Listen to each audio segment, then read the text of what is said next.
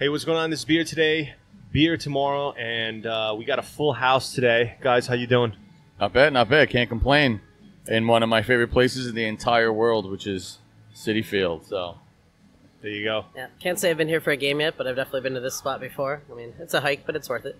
Absolutely. So we're here at Mikkeller NYC. This 10,000 square foot space at 126th Street and 37th Avenue functions as a brewery, bar, and restaurant with over 60 rotating taps. This is the first U.S. brewery expansion outside of San Diego and the 32nd location worldwide. And honestly, they couldn't have picked a better place than Queens, right next to Citi Field, home of the New York Mets. The Mikkeller brand began in 2003 and really has developed a cult following all around the world. This former gypsy brewery created more than 1,000 beers since it started. But why am I talking about it when we have a really special guest here today who can really speak to it? Very excited to have you on, sir. Please introduce yourself. Sure thing. It's Sam Speer. I'm a sales community and product manager for Mikkeller NYC. And yeah, I'm really excited to be here with you guys today. all right. Yeah. Awesome, man. Awesome. So let's just jump right into it. Can you give us a little bit of the history? I know this place hasn't been open very long, but what was kind of the process and the history of getting this place open? So it's kind of crazy. So it started out last year. We had our two of our 6 ballpark beers that were featured in the stadium. Say Hey Sally Pilsner and Henry Hops. Those beers were brewed Mikkeller San Diego. And kind of, I guess, the Mets were huge craft beer fans as far as the stadium is one of the revolutionary, especially on the East Coast, for having like a solid beer program at a ballpark. And it's really cool because one thing led to another. First, a beer started, and next thing you know, it's like, well, they were talking about possibly rebrewing another beer for the next year. And there's this empty space that literally has been sitting here since the existence of the stadium in '09. Right. And it was used for a variety of things, such as bar mitzvahs to storage spaces to whatever you can imagine. And it kind of, things developed, and, here we are. And we opened March 25th, and it's been a wild ride so far. Yeah, definitely. Yeah. I'm so happy you guys are here. You have no idea. Especially where I live in Flushing, where I can't find craft beer anywhere. For sure. And you guys are a stone's throw away, so thank you. Oh, our pleasure, man. I mean, I love it, too. I've been living in Queens for a long time. I'm over in Astoria. I lived in Woodside for a little while. But this part of Queens is so underserved, as you said, with craft beer. I mean, we have our friends over at Finback somewhat close by, but there's no breweries out this way either. We're right off the 7 line. There's just a lot. This area is awesome. We love the eclectic nature, the diversity, the food, and it's the world's borough, and we want to be part of it. So that's why we're dived in head first. So, awesome. Yeah. Right on. So now, taking a little bit of a step back, can you get into a little bit of the history of just Mikkeller in general? Can you just kind of give us the high level kind of backstory? Yeah, I mean, for starters, this is only this is the project that I'm only working with personally. But as far as the company itself goes, Mikkel and his former partner Keller started basically as homebrewers. Mikkel was a former high school science teacher, and he entered in Beer Geek Brunch into the World Beer Cup, and he ended up winning, and he just hasn't looked back. I mean, it's crazy. 32 locations later, I was over in Barcelona and drinking War Pigs beer as well as some of the other Mikkeller beers out there. And that's the only location I've actually been to outside of this specific spot. But it's just crazy, and we've grown so much, and it's just been awesome so far. I was in Asia a couple of years ago now, and I managed to go to 2 or 3 on that trip. Oh, yeah? And I've been to the San Francisco and the original Copenhagen one. Oh, man. So they're all super cool. Like, they all have a fun vibe. I mean, the art, you can't miss it. You know it immediately as soon as you get there. Yeah, Keith Shore does all the art for the brand. He is our art director, and every facet of Mikkeller from the 3 breweries it's his hand who is basically, and mind, who creates the Henry and Sally caricatures down to everything. And I like also, one thing that I have heard as well, basically branching off what you were saying, is that they kind of, each location kind of caters a little bit to the community that it's in.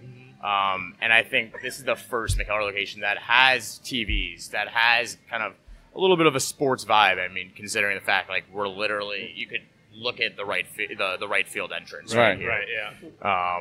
And yeah, it's just exciting. Right on, yeah. So now, what would you say the philosophy of Mikkeller is? You know, just do weird stuff, man. I mean, I would say just, we have a ton of like so many different varieties, so many different styles. And, I would say that's kind of, for us here, it's definitely a bit of, we want to expose people to just the different styles of beer. This sports audience we have here in this specific location may not have heard of the brand or have been exposed to any sort of craft beer or anything along those lines, esoteric beer options. And I mean, we have an overwhelming amount here. We have guest taps as well from a lot of our friends. Right. But as far as here, I mean, we actually have serving tanks that we're about to be setting up soon. So we're going to have our 6 ballpark beers, Henry and Sally, or Henry Hops and Say Hey Sally, as well as Sally Silk, which is going to be coming out soon. That's a dry Irish stout.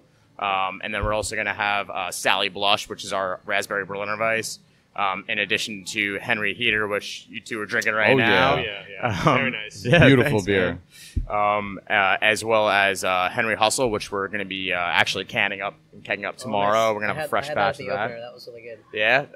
That's our American Pale Ale. So, our plan is to have those serving tanks. They're roughly, I think they're 7-barrel serving tanks, and we're going to have those beers in the freshest way possible. Wow. It's been a challenge because the serving tanks are on the complete other side of the brewery from where the actual tanks themselves are. So we're building, we're basically getting, pipes throughout the entire top of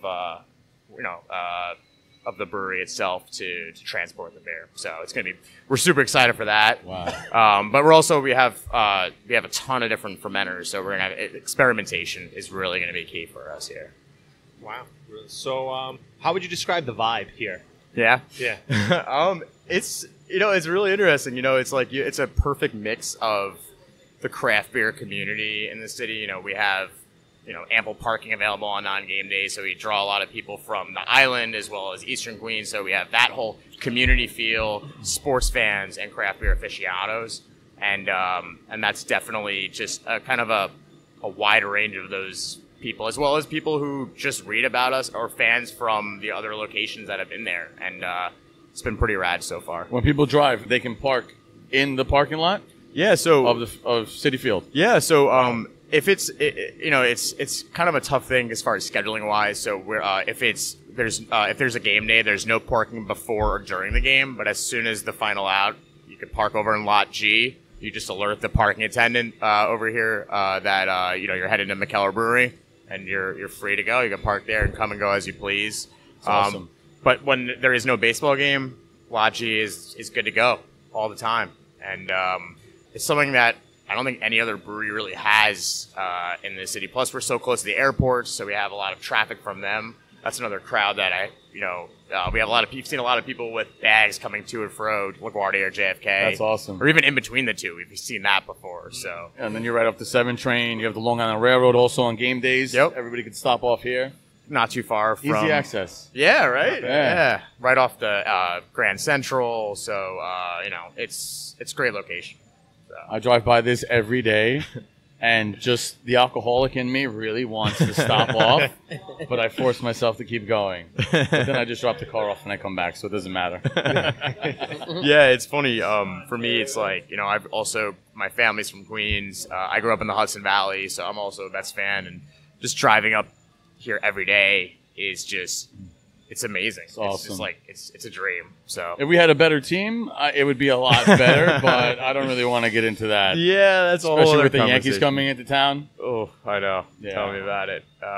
It's going to be an interesting June. It's going to be crazy here. We have last week we had the Cubs. That's one of the biggest 3 tickets in for draw as far as attendance to the ballpark. We also this week's the Yankees Subway Series. Next week's Dead & Co. So that's going to be a huge crowd coming for all the Grateful Dead fans out there.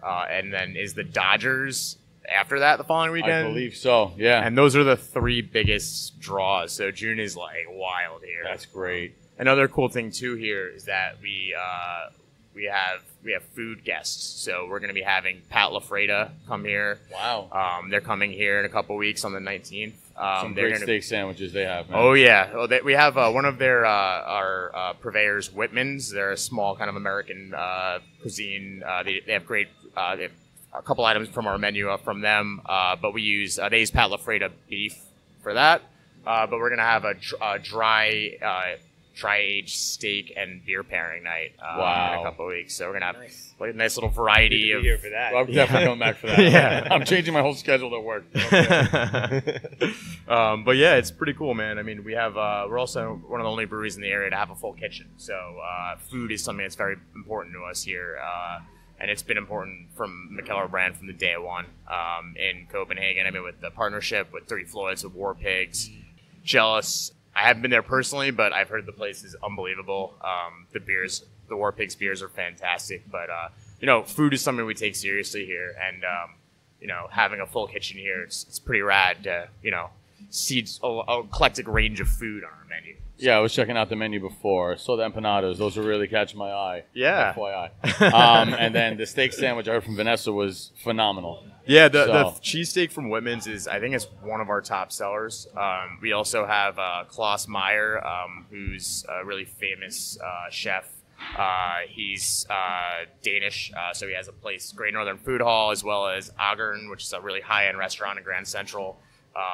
And he gives a lot back to the community, but we have a couple items from the Great Northern menu, such as like a smoked pork sandwich. That's really good. Oh, I'm sorry, roast pork sandwich. So, that's also one of our best items. So now I'm curious, how did you yourself get into craft beer? Oh, man. It's actually an interesting story. So in college, I didn't really drink much. Senior year of college, my roommate, I drank, but it was like binge drinking, I was drinking cheap cold beer. Ain't nothing wrong with binge drinking. Typical Which there's college, nothing wrong with, yeah. I went to New Paltz, so just north of the city. Oh, keg stands every weekend, yeah. Oh, yeah. It was, but it was one of those things that I didn't know what good beer was until one of my roommates broke out, like, I think it was, if I'm not mistaken, it could have been like a Franz O'Connor or Widmer, some sort of Hefeweizen. And for me, like, it just was to open it like, whoa, like, not all beer can taste like cheap, cold, adjunct lagers.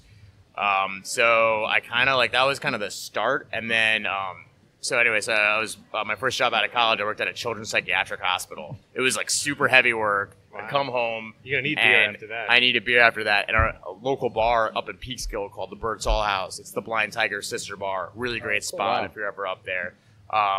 I just became in love with beer ever since then. So I just tried different things at Allagash Tap Takeover beer dinners. First time I ever had Hill Farmstead, just completely blown away. And I really haven't looked back ever since. And then on top of that, after that job, I got laid off. The hospital got shut down. Oh, shit. Drove cross country, moved to Portland for a year. And that was really where I just developed a love for beer. You can't not there. It's almost like Europe, but it's cheaper than water. Yeah.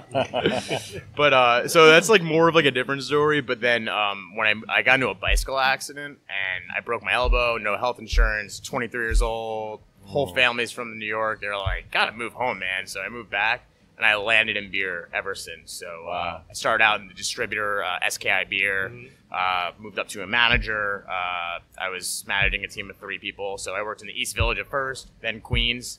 So, which I love. I mean, that makes this borough is like just goes through my veins. Like I love it so much. And then after that, I helped launch LIC Beer Project. So when they first launched, when they were doing a lot of saisons back then, and after that, just moved on to Remarkable Liquids, small distributor, covers the whole state. Really great portfolio. They do the Shelton Brothers portfolio as well as Mikkeller's, San Diego and Europe currently.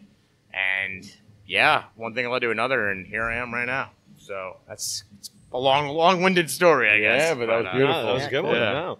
So obviously, other than the beers that are being done here, which are fabulous, what are some of the other breweries right now that's really catching your eye? Oh man, are we talking here in the 5 boroughs, New York State? Are you talking countrywide? All 3. Yeah.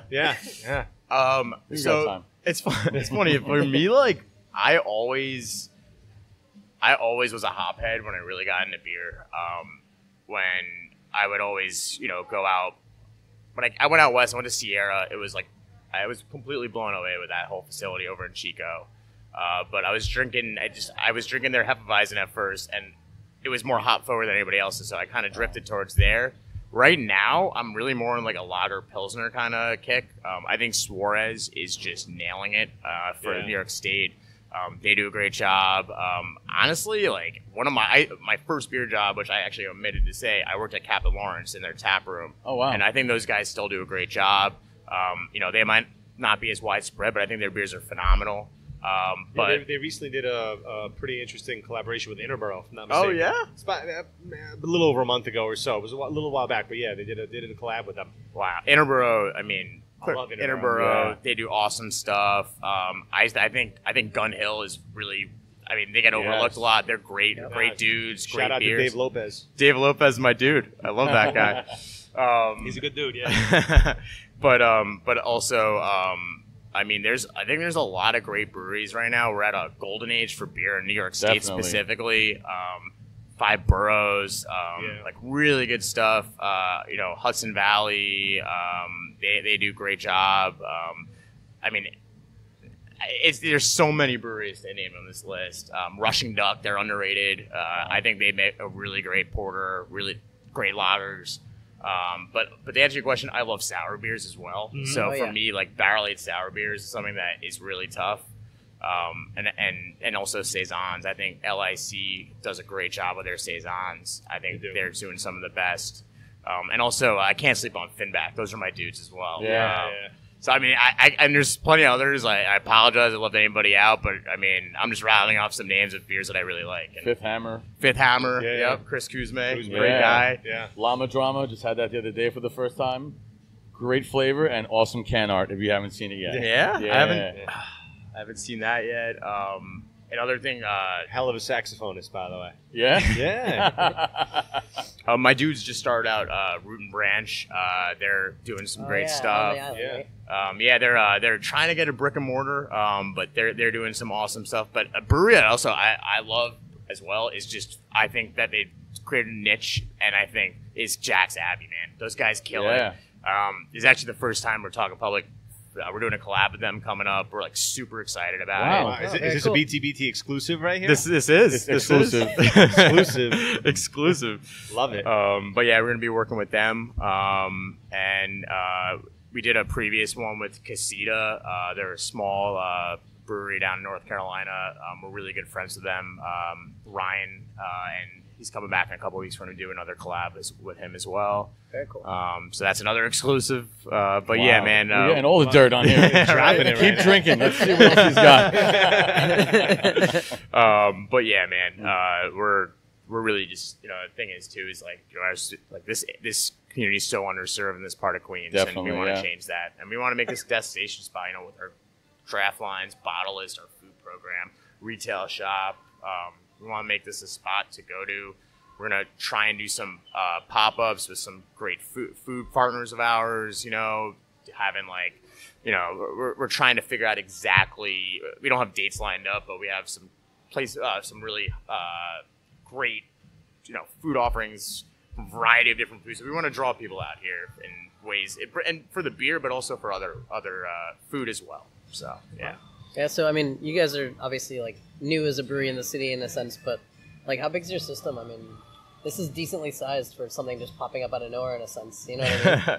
Because a lot of places take forever and they're scraping by because they could, We kind of went all out from the get-go. We have a 20-barrel brew house, but we have one really cool aspect is our fermenters.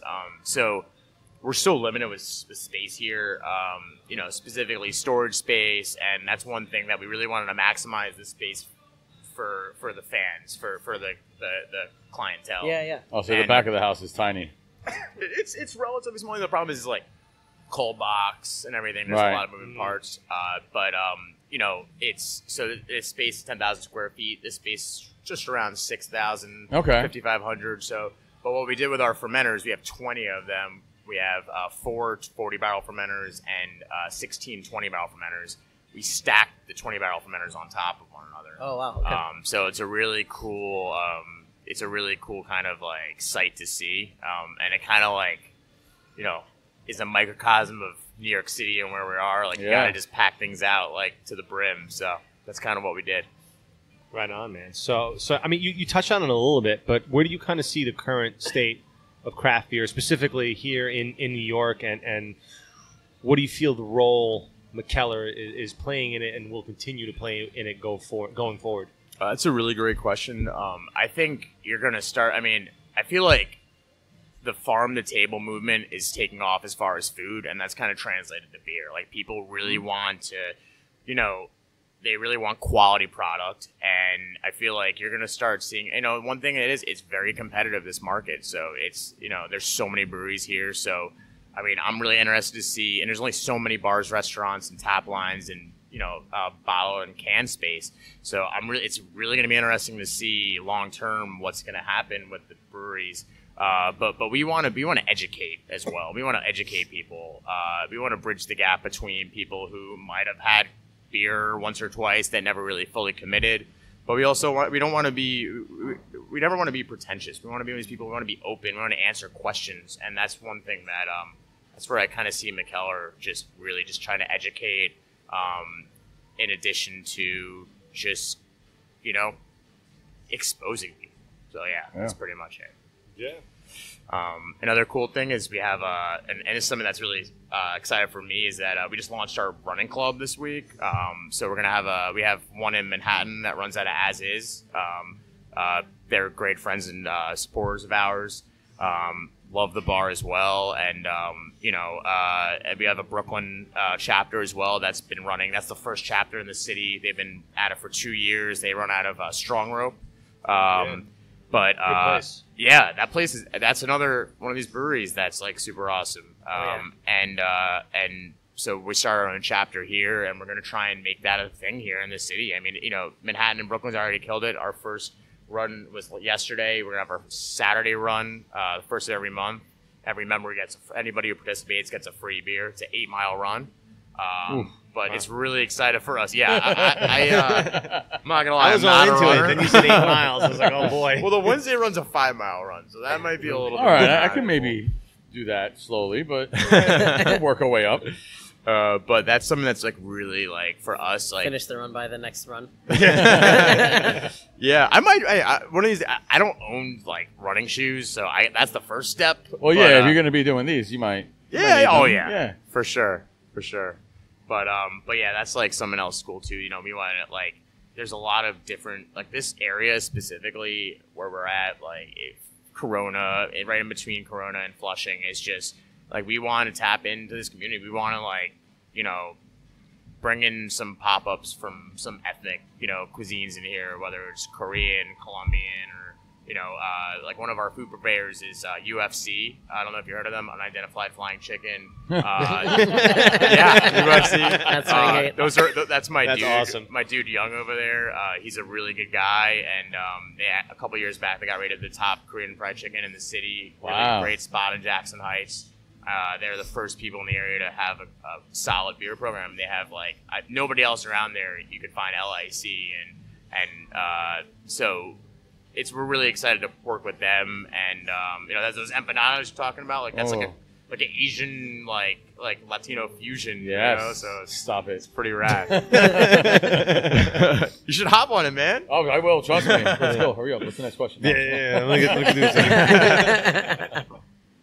Yeah, no, I think the craft beer scene is really great. I think even there is, in a way, there's a lot of breweries, but for the size of New York, I think it took New York a while to kind of get with the program, so to speak. But now you literally see them popping up everywhere and all the time.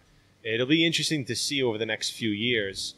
You know, I think the scene is going to evolve and change, and I think that there's going to be different skills that brewery owners are going to need in order to kind of adapt and survive, and not just survive but thrive.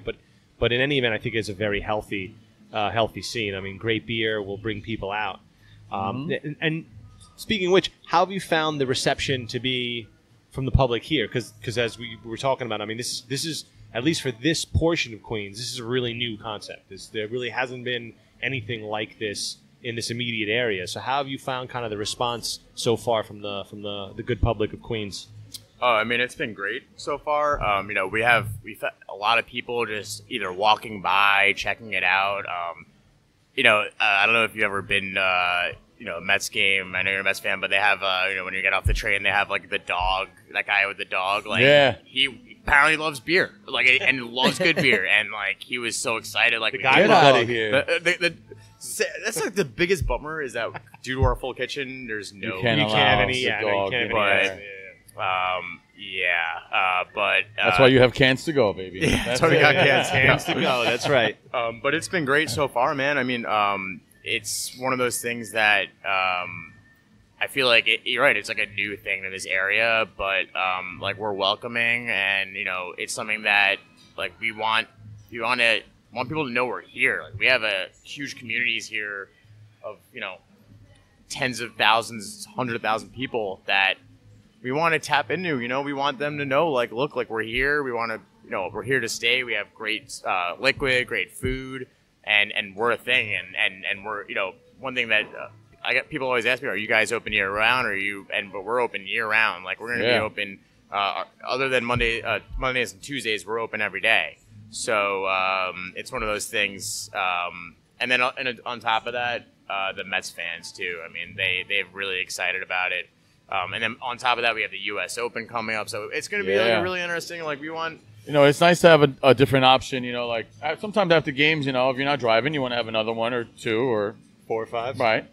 And we only had McFadden's next door, which isn't a bad thing. It was nice to have that because in Shea Stadium we didn't have anything. Yeah. And then they tore that down, and we're like, oh shit, there's a bar. This is great. And we go in there, but then it's a bunch of rowdy 21, 22, 23-year-olds, and sometimes I want to relax. I want to sip on an IPA and watch the highlights of the Mets losing, and then this opened up, and like I was telling him earlier, after opening day, I came earlier. It was crazy, obviously, it was beginning and it was nuts. We're like, let's come back after, and there was a line around the block for McFadden's, and I'm like, come on, let's go.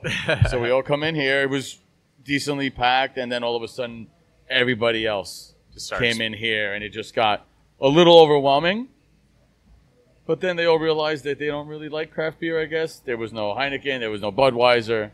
So they kind of, faded away, and it was still a nice crowd, cool people, and great beer.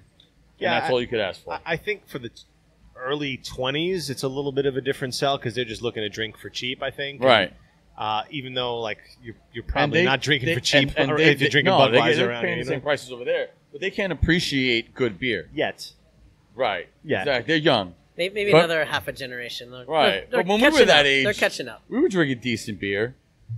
Well, it was a mix. We were drinking. So I was drinking German and Belgian style beers, but then at the same time, when I was young, we were drinking St. Ides and Old English. Yeah. So Cold 45. Cold 45. Yeah. So I was always a Valentine's fan. You ever had Valentine's? Oh my God! That was like my favorite. It was like $2, and it was like actually an okay beer. Yeah. But got the job done. I got the job done. Yeah.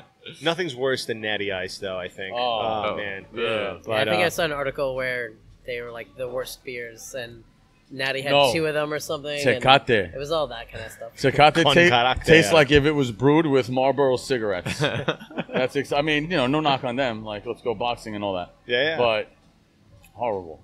Well, good thing there's great beer here. So speaking of cans, how many cans at any given time? How many different cans, or total volume of cans rather, do you guys have on the premises for people to purchase? So we have like a mixture. So generally, most of our cans are in 4-packs. We have about 9 to 10 different varieties. Wow. We're still ramping up. That's one cool thing that we have too, is that we just came straight out the get-go with a canning line, and really great Ironheart canning line. So everything is canned right here. We don't have to use a mobile cannery. We're fortunate that we have that ability. But we're canning up Hustle tomorrow. So it's a mixture of our ballpark beers as well as our but then our like one-off experimental beers. But we're also going to show some love to some of our really good friends, like Threes. That's one of the breweries that I have. Sorry guys, like love you guys too. But and industrial as well. Yes. which is another brewery that I totally omitted as well. Like, they're killing it. I think they're making. I see you guys had Tools of the Trade on tap also. That was a favorite of mine. I got that in a can a while ago. For me, like, that's a very special brewery because I grew up in Rockland and there was nothing up there, and now, like, I mean, it's just, I'm so happy to, like, that there's a phenomenal brewery right there. So there, that's awesome. But we also have some San Diego stuff. We also have bottles from Europe. Wow. So we want to have a wide array of beers, but it's also, we want to showcase not just our own beers. We want to showcase, back to the whole exposing education. Like, there's plenty of other great breweries out there that we want to show them some love. So yeah. Well, you even say our friends on all the menus and everything, right? Yeah. So, Yeah. I think that shows the community, and then not just we think it's a good beer, but it's a good beer from people that we respect and like. Exactly. That's the best thing about this about beer. I think is it's the community, man. It's such a great community, down from the brewers to the consumers, to the best the retailers. I mean, everything. It's just something that brings people together, and I hope that doesn't go away. That's my biggest. Personally, I want that community to survive and thrive. Yeah, no, I agree, and we talk about that on the show a lot. We're always talking about craft beer being community, it's togetherness, it's family, it's friends, it's meeting people, and I agree with you. I hope that doesn't go away. I mean, New York is an extremely competitive place. It's rare to find a business where people are so cordial and business owners are so friendly and willing to, for the most part, willing to collaborate, willing to support each other. So, and that transcends into the product as well. So I do hope that continues, and I think it will. I hope it will. I mean, it's been going on for a long time. Everybody's very welcoming, and even competition shows up right next door to somebody in, let's say, Long Island City or Astoria, and they're just like, come on in. You guys need anything? They're willing to help you. It's not like, oh shit, now it's competition. Now we have to battle against them. It's everybody's.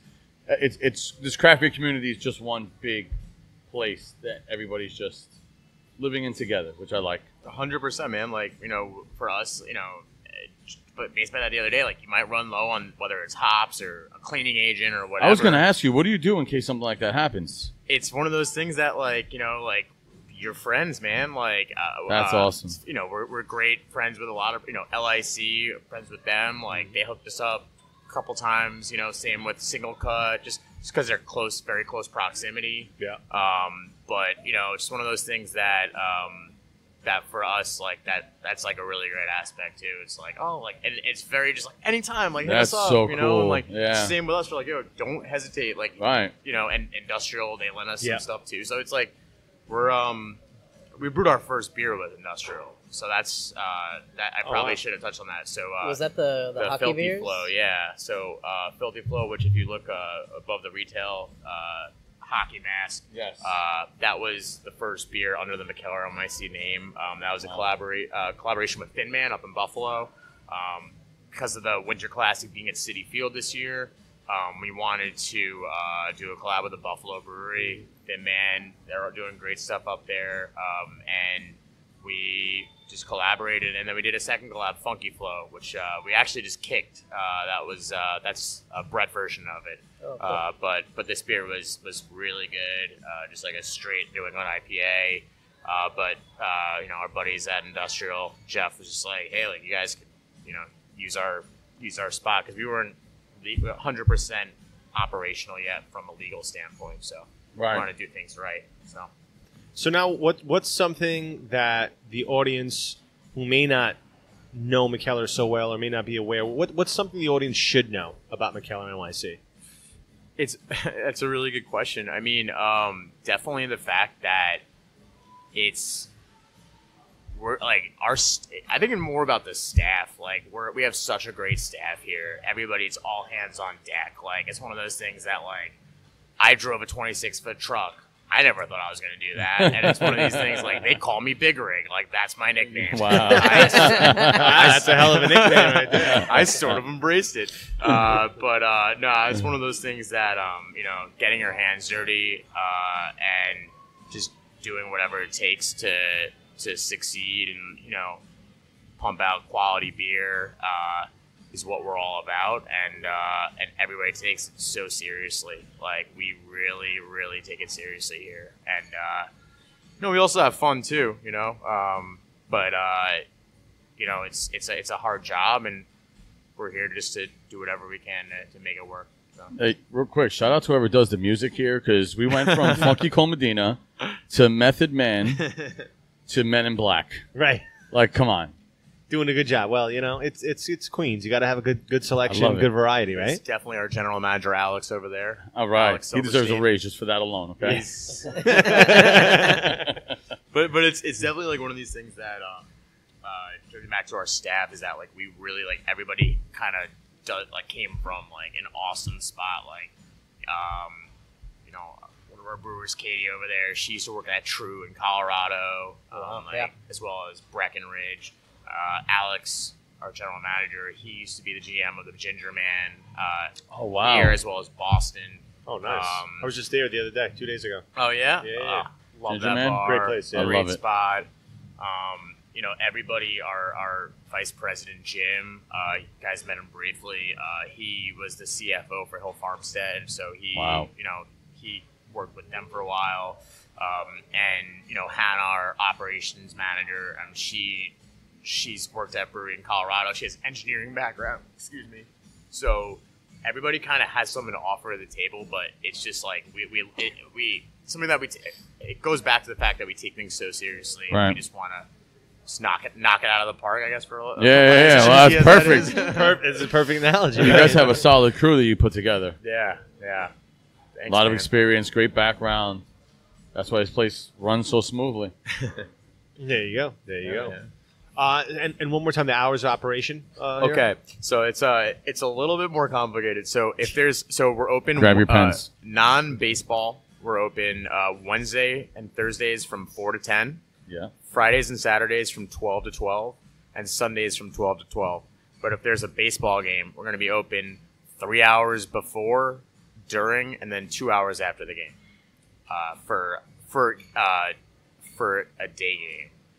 For a day game. Okay. Yeah. Hold on. You have a pen? Yeah, it's that actually just changed. So really? Yeah. So it was originally 2 hours before, during, and 2 hours after, and then now it's night game. My bad. Oh, you're night killing game. me here. I need an eraser. I'm killing myself over here. We'll just edit that out. I'm the one who has to write this stuff online. But we want to be open. Any Mets game, whether it's Monday, Tuesday, will be open at least 2 hours before, and then 2 hours. Yeah, that's after. awesome. I love that I can come here right before, grab one or two, hang out. There's so much that I want to try. But, I could probably do it. I'd die if I really tried to drink all these beers in we one were shot. joking. We're going to play down the line. Right. So we did that one time a long man. time ago, but it was like a 8 or 9 tap line system. So it really wasn't that bad. But you have how many lines here? You have 60. Right. Yeah. So no. There's no with shot. a couple of barley wines Maybe and if you stouts. Oh my God. Yeah, maybe if What, you lined and a up shots quadruple. and did what was the other See, game? maybe Do if a we shot did, a we minute? did. Do you guys Shot do a minute. samplers? Do a power hour of So the tap? we did for a while. Okay. But it was just really tough for us. So we used to do smaller pours, but it was really, really tough for us. It was one of those things that we just opened up, and it was early on, and it's really difficult doing that, catering to that when we're slammed. Yeah. And, it was one of those things like it's either do that and have customers unhappy for waiting for a while, Right. or just do our amount of lines. So right now we're not doing any smaller pours. You guys you streamlined the whole process. Yes. And that opening day, that opening week between our grand opening and in addition to the Mets opener, we realized we need to really make the customer experience good as possible. Like, that's one thing too about we'll evolve no matter what. Right. So what we did is we had a kegerator over there with 4 lines. Yeah. Back over there we have a 2-line kegerator, and then we also have people, our mobile hawkers, with cans and a tablet. So we want to expedite people's wait times as much as That was the possible. thing. I was telling him I came for opening day, and I saw the line to get up here, and I was like, holy shit, I'm going to be waiting forever. My friend turned around, handed me a beer. I said, where the hell did you get that from? He goes, look. Guy standing there just swiped his card, and I was like, this is the greatest place ever. It's all about that flow control, man. Now, do you guys don't fill growlers yet, right? No, that's one thing too. We kind of wanted to steer clear of.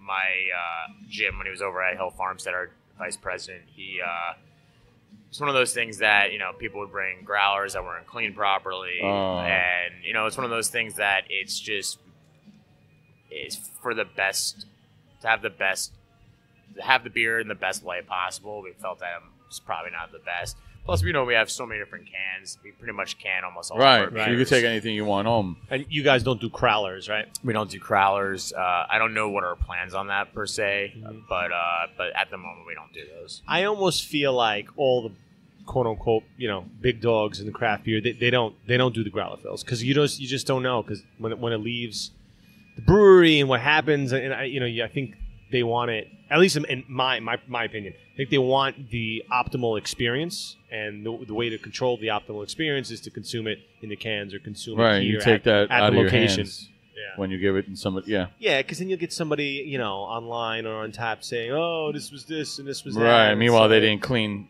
the growler properly, or so many once they it left leaves it the out premises in the car for a while. Not Not that I've ever done that, but. But you don't know once the beer leaves here, you don't know where it's going to end up. Right. You don't know how it's going to be stored, where it gets to that place, or how it's being there's so many variables, right? So many factors. So your best bet's coming to a brewery and drinking. Honestly, speaking about the quality, you guys must have to clean your lines very often. Yes, right? We do. So we have a direct draw system right here. Draft Choice, our boys over there, they do amazing work. They do a lot of places around the city, but we really want to maintain our beer in the best possible light, and it's one of these things that it's essential to have these lines clean. And definitely, that's a whole other issue too. Once beer is outside, in certain states, it's the distributor's requirement to clean draft lines. Really? In New York State, it is not. So it's one of those things that. We take very seriously. Yeah, as you should.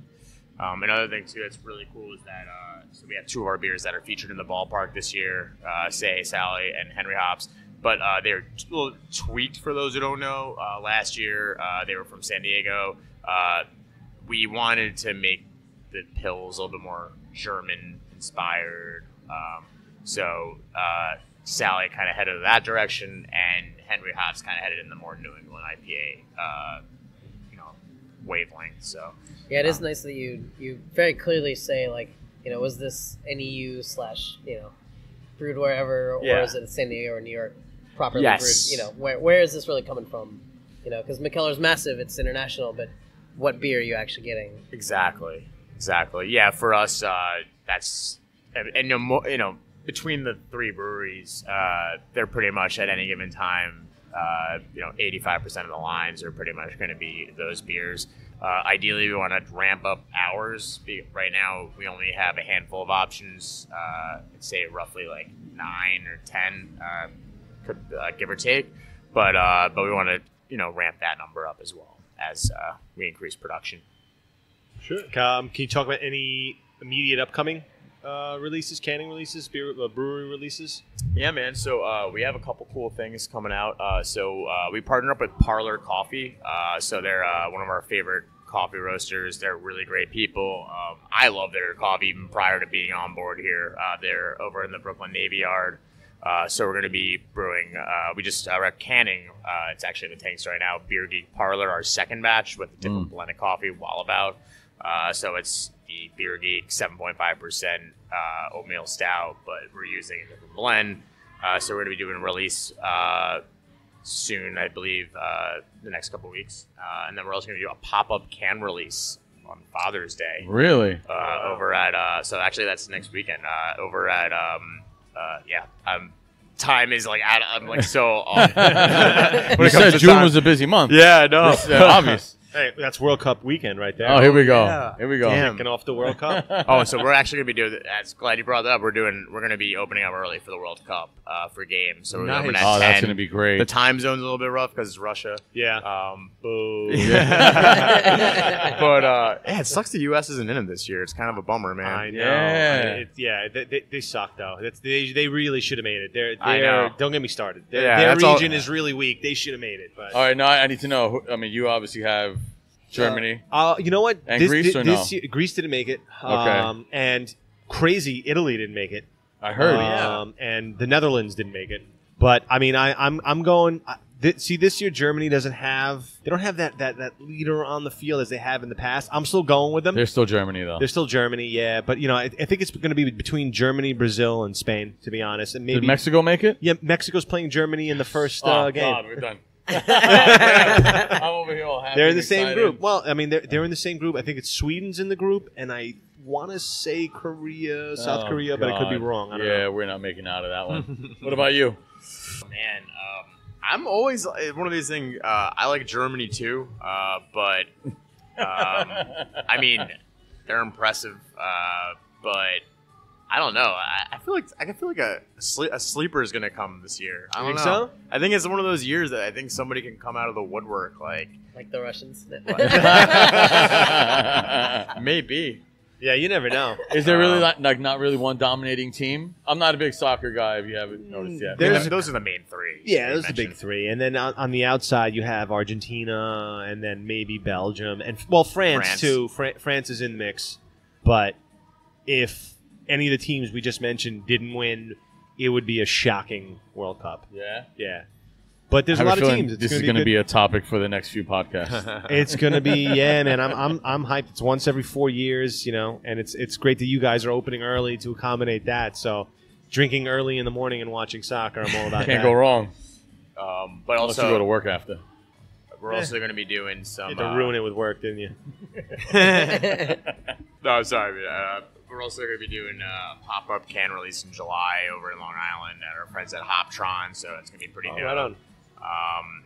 Yeah, it's going to be pretty awesome, man. We're excited. We've got a lot of stuff going on here. Sounds like it. Yeah. Do the beer dinners and the... You need to email us like a calendar of everything that's going on. Yeah. So I was going to say, where can people go online to kind of keep up with all the things you guys got going on? So we actually just hired an intern, and she's been amazing so far. In her second week, she added everything on her events page on our site. So that's probably the best way. But I think one thing that we're really taking seriously here is sending out a weekly or bi-weekly newsletter. Yeah. It's one of those things, kind of an old school approach, but it's one of those things for people who don't use social media, don't have the Facebook, Instagram, Twitters out there. It's a way for them to stay in tune and not lose a beat in that respect. You know what's funny? I'm signed up to a couple of different craft beer newsletters and just newsletters in general. I ignore most of my newsletters, but I'll always stop to at least peruse a craft beer newsletter. I'll stop to open it at least. Like I it's all about that subject, man. Yeah, right, exactly. Exactly. What's going to catch my eye? Right. Free beer. Free beer. Just kidding. But we got a lot of stuff going on. That's it. That's all you need. That's all you need. That's right. So, I mean, I think this has been a great show, guys. Do you have any parting words, any parting questions or comments? Honestly, it's a lot of great information I think that we've received today. So I appreciate it. Thank you for coming on. And like I said, thank you for coming to Flushing, to Queens, to Citi Field. We're excited to be here, man. I mean, it's been a long time coming that there hasn't been a place like this in this part of Queens. Yeah. And we just want to do our thing and expose the people, the great people of this borough, the community, and show people what good beer is all about. So that's why we're here. Yeah. Do you guys see yourselves doing more collaborations or like trying to expand kind of your reach in the city aside from just this location? Yeah, so definitely have some. So we actually just launched our wholesale distribution channel where we'll be self-distributing. So you're gonna start seeing our beer pop up a little bit more. It's been a little slow just in the respect of like the stadium is just destroying beer, but for lack of a better word. But so we got to make sure they're getting their fix. But yeah, we had a couple events coming up. Stay tuned for those specific beer events. We had a couple launch events last week, over the past month. We had one over at Covenhoven in South Brooklyn. We had one at Cardiff Giant. Oh yeah, Covenhoven's awesome. Yeah. Cardiff Giant over near the Brooklyn Navy Yard. All New York Everything Bar. Awesome. Pinball, which is like my jam as well. So we have that. And then at As Is in Coronation, the Running Club. So Oh yeah, how do I mention? Forgot to mention that we have an event next week over in Westchester. They have a Westchester Running Club. Oh wow! Based out of Beer Noggin over in Bronxville. Really great spot. And if you guys haven't heard about it, they've been in like basically huge in the craft beer community up there, and we're really excited to be there next week. So awesome. We're gonna have some awesome beers there, and yeah, hang out, reach out a little bit more, branch out to the suburbs. So. Very cool. And I think with this song on, this is a perfect way. Yes. This is a perfect way to close this out. I mean, I'm empty here, but I just want to, cheers to you. And sorry. It's a pleasure meeting you guys. Thanks for having us. Thanks so much. Thanks for hosting us, man. Yeah, thanks for hosting BTBT Good luck tomorrow. with everything. And man. We'll be back. Yeah. Do this again, man. BTBT, we just want to have fun. Always. Cheers, guys. Right, see ya.